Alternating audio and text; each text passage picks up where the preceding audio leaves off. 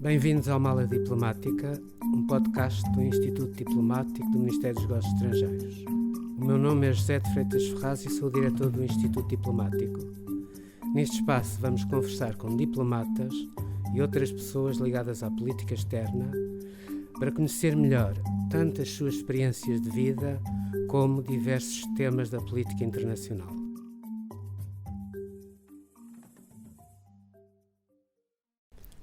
Nós iniciamos agora a segunda temporada do podcast Mala Diplomática. O episódio de hoje é dedicado ao tema Diplomacia em Cenários de Guerra. Para falar comigo, eu tenho hoje aqui o embaixador Luís Barreiros. Ele entrou para a carreira em 1980, serviu na embaixada em Maputo entre 84 e 87, durante a Guerra Civil em Moçambique. Esteve na missão junto às Nações Unidas em Nova Iorque e foi cônsul-geral em Boston. Foi também embaixador em Bagdade entre 2001 e 2005, durante a intervenção americana e a queda do regime de Saddam Hussein. Esteve em Zagreb como embaixador entre 2005 e 2008 e em Havana entre 2008 e 2013. Em Lisboa foi diretor para a cooperação multilateral, foi assessor do secretário de Estado da Cooperação, foi coordenador especial para o processo de paz para o Médio Oriente durante a presidência portuguesa em 2000. Hoje é o chefe da delegação portuguesa junto à Aliança Internacional para a Memória do Holocausto. Meu caro Luís Barreiros, bem-vindo ao Mala Diplomática. Muito obrigado. Muito obrigado por essas palavras todas e muito obrigado pelo convite para estar aqui. Uma pequena correção. No Iraque, em Bagdá, eu fui tudo. Eu fui primeiro como encarregado de negócios com cartas de gabinete.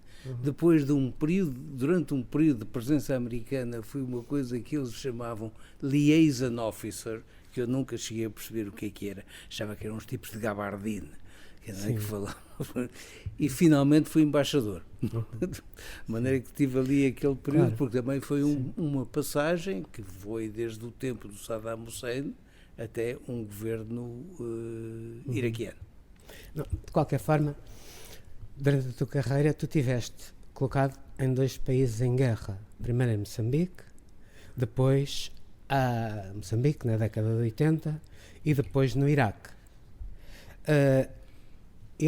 Tu chegaste a Moçambique em 1984. Esse ano é um ano importante. A Guerra Civil tinha começado em 1976 e em 84, justamente, são assinados, junto da fronteira com a África do Sul, os acordos de Incomaty, em março, se não me engano, de 84. Fala-nos um pouco desse período.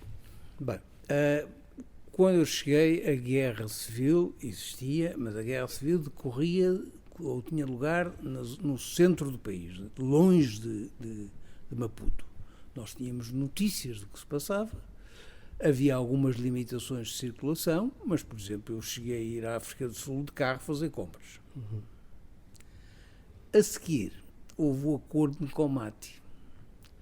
O Acordo de Incomaty, onde se depositaram grandes esperanças em relação à paz na região. Claro. Não, e que visava, na realidade, conseguir que um compromisso em que os sul-africanos deixavam de apoiar a Renamo e os moçambicanos deixavam de apoiar o ANC. É isso, não é? Pois. E esse compromisso, digamos que formalmente, foi cumprido. Os sul-africanos, do lado sul-africano, os sul-africanos deixaram de apoiar a Renamo. O que é que eles fizeram? Pegaram-nos todos os guerrilheiros de Renamo que tinham e soltaram-nos no sul do país.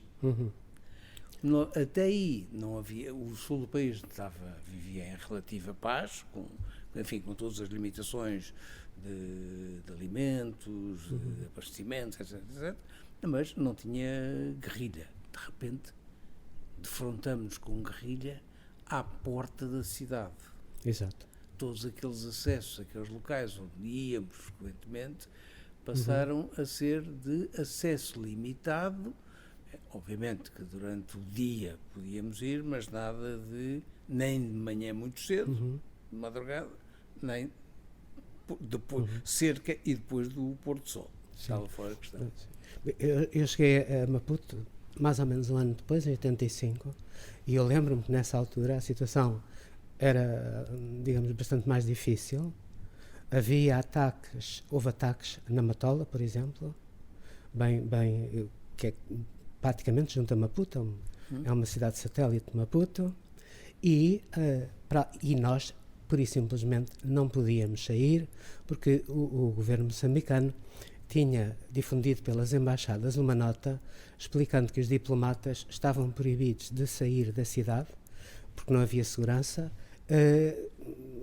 portanto não podiam deixar Maputo, a não ser que fossem nas colunas que eram, digamos, feitas em direção ao norte, organizadas pelo exército, colunas civis, mas com escolta militar, e também em direção e também no sul. Fala um bocadinho desse período e das questões que se colocavam, dos problemas que se iam colocando aos diplomatas que estavam lá. Bem, um dos problemas, obviamente que o problema da circulação era vital para nós. Muitas vezes não é, o diplomata tem que exercer funções de ordem consular, tem que prestar assistência a comunidades nacionais, e essas comunidades nacionais ficavam não tínhamos acesso a elas, ou dificilmente teríamos acesso a elas. Digamos que até durante o meu período as grandes saídas foram sempre para colher problemas ou a correr a problemas das comunidades nacionais, mas eram locais onde eu tinha que ir de avião, e às vezes sabe-se bem lá como. Houve problema que se sentiu imediatamente. Há aqui algo prévio a dizer. No princípio, em janeiro de 84, há uma tempestade tropical enorme. Maputo e a zona de Maputo ficaram completamente alagadas. É Domoina. Domoina. As estações de bombagem de água ficaram submersas. Tudo isso afeta a produção, porque a pouca produção agrícola que havia foi inundada. Logo, os problemas de abastecimento agravaram-se seriamente. Com o acordo, ou melhor, não é com o acordo de Comate, mas com o facto de subitamente bandos de guerrilheiros, grupos de guerrilheiros começarem a atuar no sul, o acesso àqueles mercados locais, quer dizer, perto, vizinhos, ficaram impedidos. Sim. E nós começamos a ter grandes dificuldades. Isto agora, isto é uma mera anedota, petite histoire, mas eu lembro que uma vez o Dr. Mário Soares ia lá, era o Dr. Mário Soares? Não, era o Dr. Jaime Gama. Ia lá e não havia ovos, é Maputo. Sim. E a embaixatriz José Paula das Neves veio nos dizer ao número 2, ao ministro conselheiro, a mim, ao consul-geral, se a gente estava interessado em fazer uma importação de ovos. E fizemos uma importação de ovos, veio uma avionete carregada de ovos. Sim. O resultado, eu passei a ter ovos em casa, comia, e quando era convidado para um jantar, em vez de levar um ramo de flores, levava uma caixa, umas de ovos, que era uma coisa que as pessoas não tinham. Mas tinha que ser recursos deste género, tínhamos que... Sim. Eu, por outro lado, também, digamos, nos contactos que atendo, também com a comunidade, lembro-me que ter uma vez recebido um português que tinha uma propriedade muito grande no Vale do Limpopo e que era produtor de carne, e ele aparece em Maputo e eu perguntei-lhe, então, mas como é que conseguiu vir? Isto não é propriamente fácil circular. E ele explicou-me que ele pegava no Jeep e ia à Corta-Mato, portanto ele nunca passava nas vias principais, e os ataques da Renamo tendiam obviamente a ser nas vias onde havia circulação, Portanto, quer dizer, ele, de certa forma fintava a possibilidade de ser atacado e vinha. Lembro-me também de uma ida minha e do embaixador aos Pequenos Libomes. Os Pequenos Libomes estão a cerca de 30 km de Maputo. É uma pequena barragem que abastece de água Maputo, e a se inaugurar uma fase, nós partimos muito cedo. Eu fui com o embaixador, íamos no carro oficial, e ia também connosco o adido militar. Durante a viagem, eu notei que o adido militar ia tenso. Depois, mais tarde, apercebi-me, porque ele era o único que tinha tido experiência de guerra e, de facto, sabia que estávamos numa zona que não era propriamente muito aconselhável. Nós chegámos lá, o Machel chega de helicóptero, o presidente Machel, e ele, a certa altura, vem ter com o embaixador Paulo Leira e perguntou-lhe: como é que vocês vieram? E ele explicava: viemos no carro, o Sr. Presidente. E ele olhou para o relógio, devia ser para aí meio-dia, e disse: às 2 horas voltam para Maputo. E a partir daí, sempre que ele o convidava, ele levava-o no helicóptero dele, dadas obviamente os riscos, ali à volta de Maputo e à volta das grandes cidades em Moçambique. A guerra teve imensas atrocidades. A diplomacia portuguesa, de certa forma, mexeu-se. Eu lembro-me que 84 é assinado em Comate. Em 85 consegue-se que o presidente Machel seja recebido em Londres pela primeira-ministra Margaret Thatcher. Nesse mesmo ano, ele vai também e é recebido pelo presidente Reagan. E, de certa forma, há uma aproximação ao Ocidente que se, no fundo, salda também pela entrada do FMI, pela ida do FMI, para ajudar a economia do país. E, portanto, há uma diferença de cenário. Podes-nos lembrar um pouco isso? Não, isso eu lembro perfeitamente em resultado desses contactos todos, da entrada do FMI, de uma certa liberalização da economia, sim, subitamente o bazar, o mercado da cidade, o bazar onde nós encontrávamos folha de batata doce, folha de feijão verde, lagarta seca, bananas e pouco mais, de repente começou a ter imensos produtos. Porque os agricultores passaram a ser, de alguma forma, compensados pelo seu esforço. Não é? E passou a ser, digamos, é obviamente que nós tínhamos uma capacidade de aquisição que não tinha o moçambicano habitual, mas era o médio. Mas era um prazer ir ao mercado, mas já pelo contacto humano. Porque tinha muita graça aquelas conversas, às vezes, num meio português, meio xangano, o que era a língua, tinha muita graça. E gestual e tal. E depois, porque subitamente começou a haver produtos deste género, produtos alimentares, produtos de terra, frutas, hortícolas, coisas que durante tempos não tinha havido, que eu tinha passado meses a comer esparregado de folha de batata doce e esparregado de folha de feijão verde, que já não podia ver aquilo. Confesso que a lagarta seca ainda está por experimentar, passado 40 anos. Não.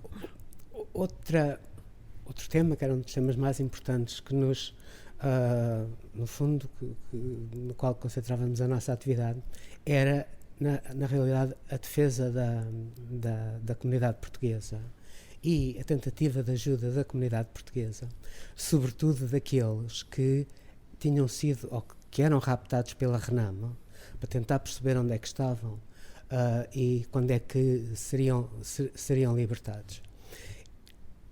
Havia muitos raptos de religiosos, porque obviamente tanto os padres como as freiras tendiam a viver no campo junto das populações e muitas vezes eram raptados, levados para e mais tarde libertados, por exemplo, no Malawi. Lembras-te de episódios deste estilo? Perfeitamente. Mas já lembro de uma coisa que era termos notícias. Tinha havido um ataque da Renamo num local qualquer, olhávamos para o mapa e aquilo era remoto, o mais remoto possível. Não há nada. E depois, passado 15 dias, descobrimos que havia um português que vivia lá e que tinha sido raptado. E pronto, e aí começava, quer dizer, o pobre do português tinha a saga toda de caminhar, às vezes com crianças, quilómetros para trás, quilómetros para a frente, e para umas bases, depois ser mudado para outras, etc. E nós começámos a tentar descobrir onde é que ela andava, onde é que era, de estabelecer os contactos, usar todos os canais possíveis para saber. Tu falaste nos sacerdotes, ou nos religiosos em geral, era um dos canais, era um dos nossos canais, era tentarmos, para ter notícias, era saber com os religiosos que quando vinham, os portugueses faziam isso com toda a naturalidade. Quando vinham a Maputo, batiam-me à porta, havia um engraçadíssimo, um padre engraçadíssimo, que de repente batia, quer dizer, na embaixada, e ligava para o intercomunicador e perguntava: há sopa? Disse, pronto, e subia para almoçar e contava uma história e isso, essa história, essas histórias todas, algumas admiráveis de resistência física. Eu lembro de um grupo, não sei se estiveste também envolvido nessa espera, mas de um grupo onde havia uma mulher que saiu de uma base grávida nos últimos momentos e teve a criança a meio do caminho e continuou até o Malawi com alguém segurando. Não, a posteriori, pensando nesse período, uma das coisas que a mim me sobressai é o facto de, naquela altura, nós não éramos membros, obviamente, da CEE, na altura, não éramos membros da União Europeia. Portanto, os contactos que tínhamos com outros países, com os alemães, com os ingleses, com os americanos, inclusivamente com os zimbabueanos, eram muito contactos ad hoc, eram importantes, mas eram contactos ad hoc. De certa forma, eram mais eles que vinham ter connosco do que nós irmos ter com ele. Mas depois, quando tu vais para o Iraque, a colaboração com a União Europeia é de certa forma diferente. E esse tipo de cooperação é importante, sobretudo, digamos, em situações de guerra, em situações de calamidade. Fala-me um bocadinho da tua estadia no Iraque. É completamente diferente. Em Maputo, voltando atrás, em Maputo, de facto, nós éramos muitas vezes contactados e eles ouviam-nos porque, de facto, tinham noção que nós tínhamos um conhecimento do terreno que eles não tinham e que tínhamos canais de comunicação que eles também não tinham. No Iraque, de facto, a União Europeia, que não é a União Europeia, era assim ainda, juntava-se com muita assiduidade, trocávamos informações, tínhamos diligências conjuntas. Nos primeiros tempos do Iraque aquilo era um bocado confuso, porque eu acho que só 3 de nós é que éramos encarregados de negócios com cartas de gabinete en pied, ali. Depois havia um encarregado de negócios, mas que estava lá a maior parte do tempo, mas formalmente era da embaixada em Amman. Claro. E depois os outros eram essencialmente chefes de secção de interesses que ficavam localizadas, teoricamente, noutras embaixadas. Uhum. Eu digo teoricamente porque os chefes da secção de interesses tinham um staff bastante elevado, Uhum. uma embaixada enorme, uma residência enorme, e depois era de uma secção de interesses da embaixada da Roménia que tinha 3 gatos pingados. Claro. Perdão a expressão. Mas de qualquer forma, a tua estadia no Iraque tem, de certa forma, 2 períodos. O período anterior à intervenção americana, não é? E depois o segundo período, que é já depois da intervenção americana, com as autoridades iraquianas pouco a pouco tomando conta. Fala-nos um pouco desses 2 períodos. Bem, os 2 períodos, o relacionamento com as autoridades iraquianas no período do Saddam, o Saddam estava fora de questão, até para eles, ministros. Nunca ouviam. Não ouviam, apareceu assim, mas com os ministros era relativamente fácil. É óbvio que nós estávamos mais do que vigiados. Num país que tinha 5 polícias secretas, nós tínhamos representantes de 3, pelo menos, por todo lado. Claro. Microfones, era de maneira que isso aí sabíamos o que contávamos. Mas havia um relacionamento com alguma abertura e tal. Dizia-se algumas coisas que obviamente eles não ouviam, mas não prestavam grande atenção, até porque teriam que pedir autorização ao chefe supremo. Claro. E o chefe supremo dava-lhes barato mexer. Mas a certa altura há o 11 de setembro, não é? Isso é anterior. E o 11 de setembro decorre ainda nessa fase. Claro. O 11 de setembro foi, de facto, obviamente um momento de alteração da história completa, não é? Mas, inclusivamente, em relação ao Iraque,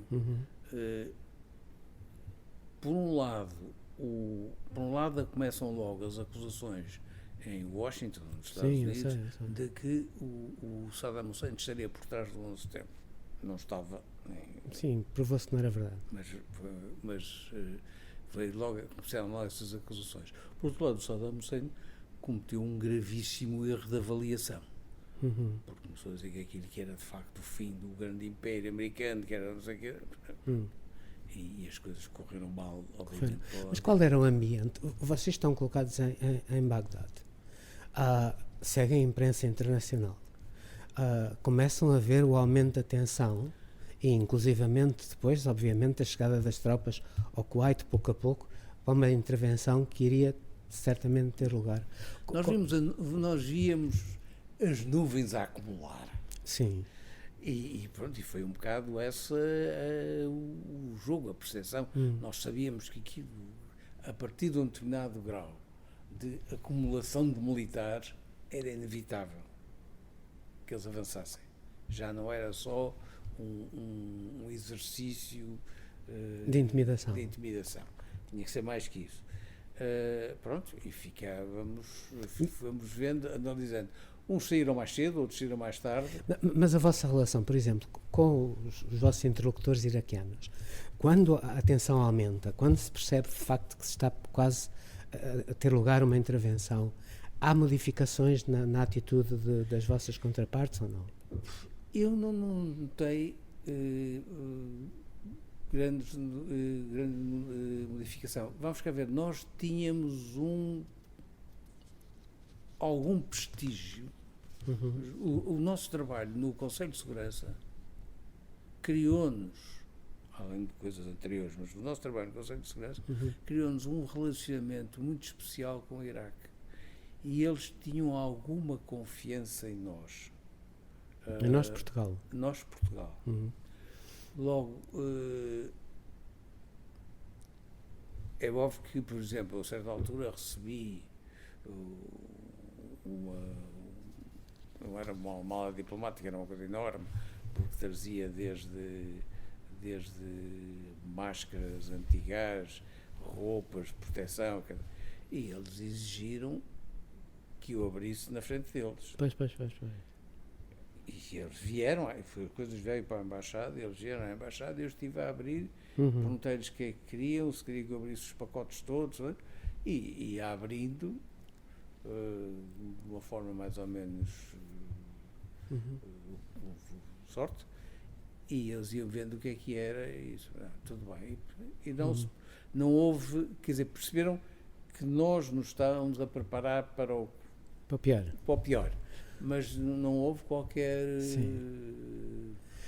mau entendimento. A certa altura, tu recebes instruções, não é?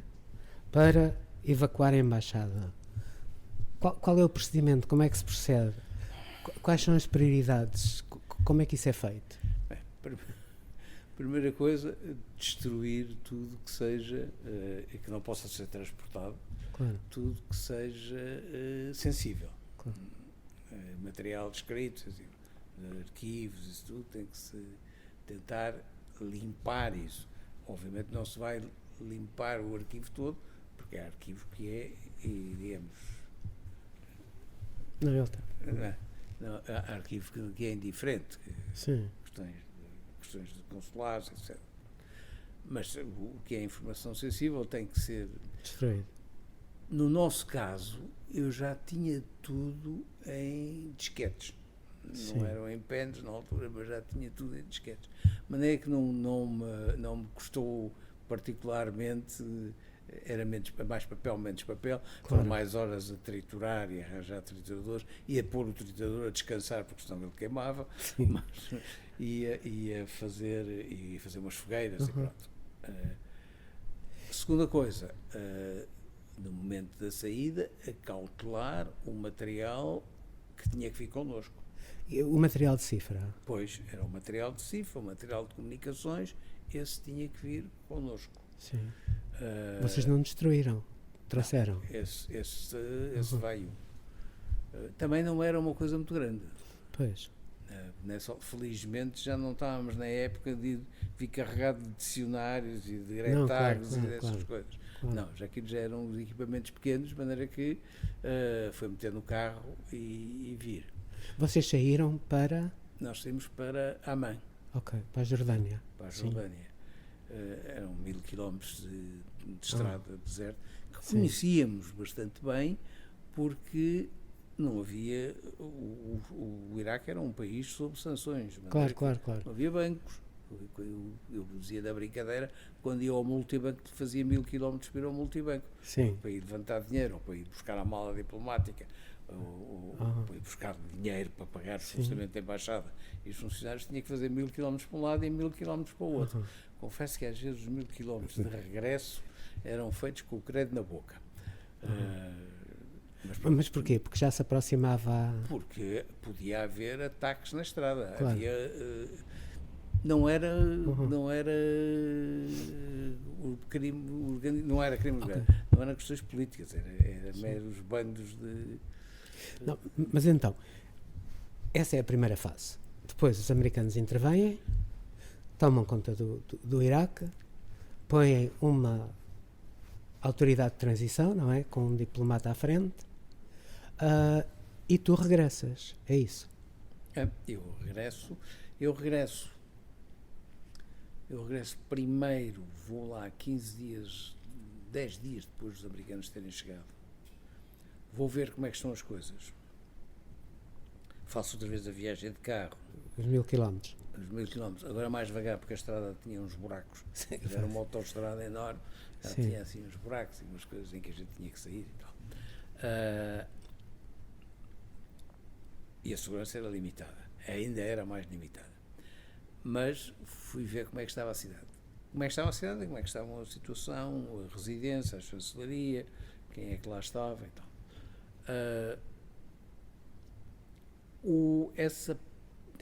Encontrei a cidade muito mais suja, ainda coisas a fumegar, mas isso foram sendo, saques que foram ocorrendo. Sim. Fiz o meu levantamento, voltei, apresentei o relatório e a seguir regressei ao posto, já equipado outra vez com o sistema de comunicações, etc. E tal, porque primeiro foi assim sem nada, porque também não havia telemóveis. Pronto, E- e sim. aí instalei-me nessa altura na qualidade então de liaison officer. Sim. E nessa altura, de qualquer forma, começam de facto as ações de terrorismo. Começam uns meses depois. Sim. A primeira ação de terrorismo, digamos, primeiro carro-bomba, Sim. eu não sou vítima por acaso. Ah, Eu tinha recebido. conta. Já havia tiroteios, isso a gente sabia. Ouvia, não sabia, ouvia. Sim. Mas eram durante a noite ou durante o dia? Durante o dia, durante a noite, Uhum. agora a altura. Era mais durante a noite, mas eu tinha de fazer uma diligência junto de uma embaixada. O chefe da missão disse-me, dia tanto, às tantas horas. E eu disse, bem, esse dia não, nesse dia temos briefing nas Nações Unidas. Nesse dia, a essa hora, temos Pois, briefing nas Nações Unidas. Uhum. Isto também é uma coisa rápida e tal. Então, vem amanhã. Eu fui lá, fiz a diligência, tudo bem. No dia em que ele me marcou, porque ele tinha marcado inicialmente, explodiu um carro-bomba junto à embaixada, Da embaixada dele. a embaixada dele, Uhum. a sala onde eu tinha tido a reunião com ele, desapareceu. Já percebi. percebi. Mas já Não. não foi no mesmo dia. Não, eu percebo. Mas de qualquer forma, eram os ataques dos sunitas, no fundo, dos grupos sunitas. Eram os ataques de grupos. Esses ataques desse tipo eram de grupos sunitas. Depois havia outras coisas que tinham a ver com xiitas. Se bem que não se notasse uma grande percentagem, talvez a maioria, percentagem da população de Bagdá Sim. era xiita. Havia Pois. zonas Sim. completamente xiitas. Não, mas obviamente o que se passou no Iraque, mesmo durante a colonização britânica, é que eles utilizaram a minoria sunita para governar. E depois, mais tarde, quando há a independência e o próprio partido Baas, é com uma minoria sunita que vai governar, e o Saddam era sunita e aquela gente toda à volta dele eram sunitas, portanto, e mantinham aquilo. E é essa minoria sunita que depois é afastada, o exército é dissolvido, que começa os atos de terrorismo, que depois levam a prazo à formação do ISIS. É ou não é? Sim.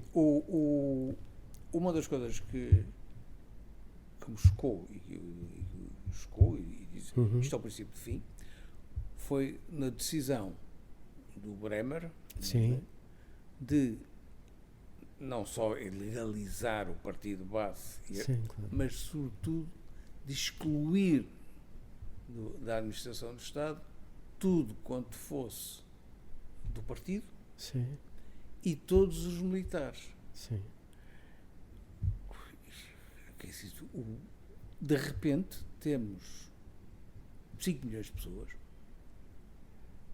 armados, porque toda a gente tem armas, e os exércitos que eles não encontraram pela frente não os encontraram porque pura e simplesmente se tinham escondido com as suas armas. Claro.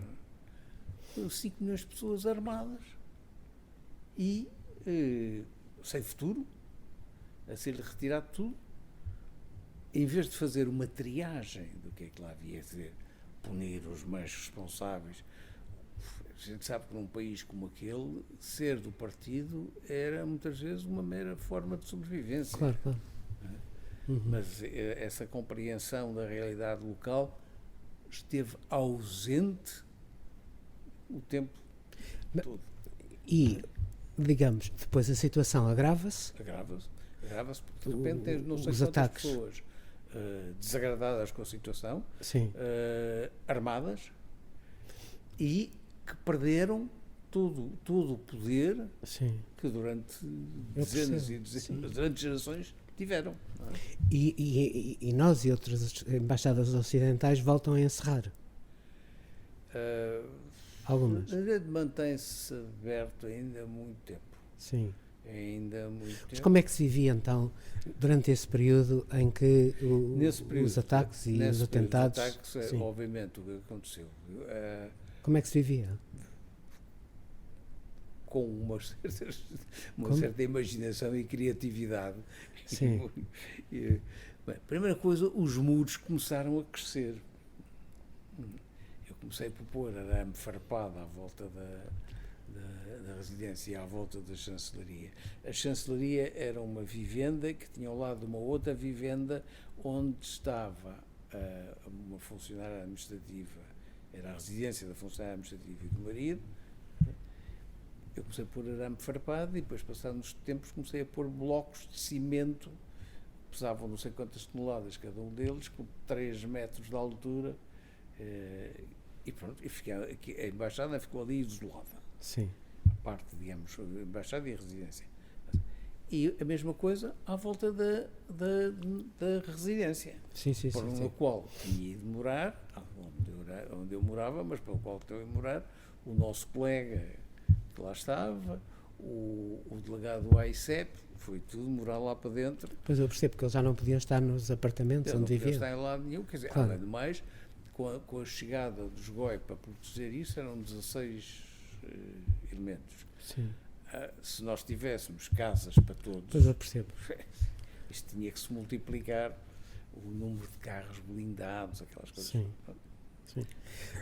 Nós vamos, dentro de umas semanas, mais ou menos umas semanas, vamos dar início ao curso da DITS dos novos colegas que estão a acabar, no fundo, o concurso e depois vão entrar na carreira.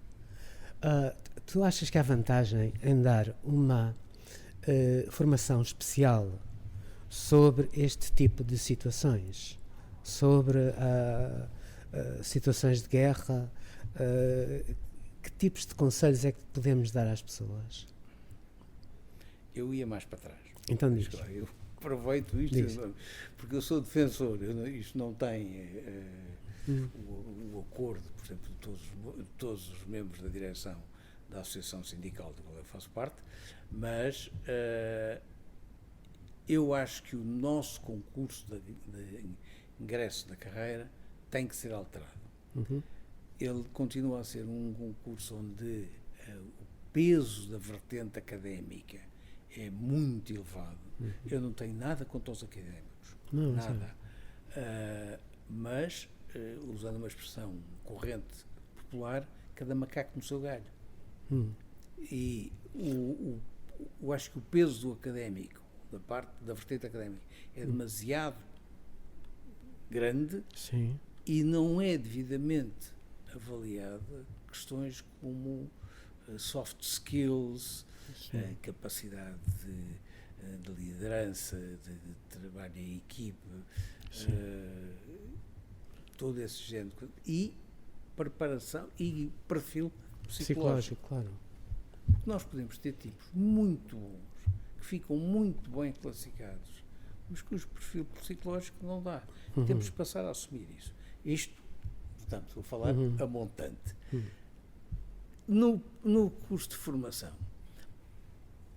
há uma formação para já uma questão geral, que eu digo a todos os jovens diplomatas que me passam pela frente ou pelas mãos. Bom senso. Em qualquer situação é preciso ter bom senso. Não há estados de alma. Tem que se analisar a situação concreta, tem que se tentar sempre colocar-se na posição do outro, isto tem que ser as negociações para pensar na posição do outro, para tentar avaliar até onde é que podemos ir, onde não podemos ir, e alguns aspectos específicos para uma situação deste género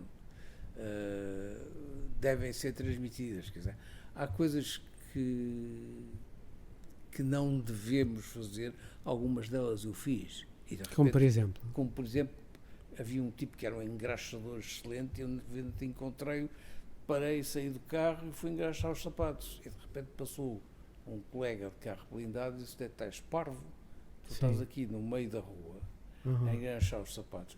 Isto, os sapatos em Bagdá? Em Bagdá, estás a engraxar os sapatos. Neste momento, já não sei quantas pessoas sabem que estás aqui, porque aquilo, o tantã... Eu percebo. Se for a pessoa errada, vem aqui dar-te um tiro. Claro, e um embaixador é um alvo apetecível. É um alvo apetecível. Bem, são coisas que têm que aprender, mas há outras coisas que têm que, enfim, que podem ser transmitidas num curso. Uma aula só que seja, sobre coisas que se devem fazer, que não se devem fazer, que há que evitar, etc. Claro. Meu caro Luís, muito obrigado. Não, foi um prazer. Obrigado por ter ouvido este episódio da Mala Diplomática, um podcast do Instituto Diplomático do Ministério dos Negócios Estrangeiros.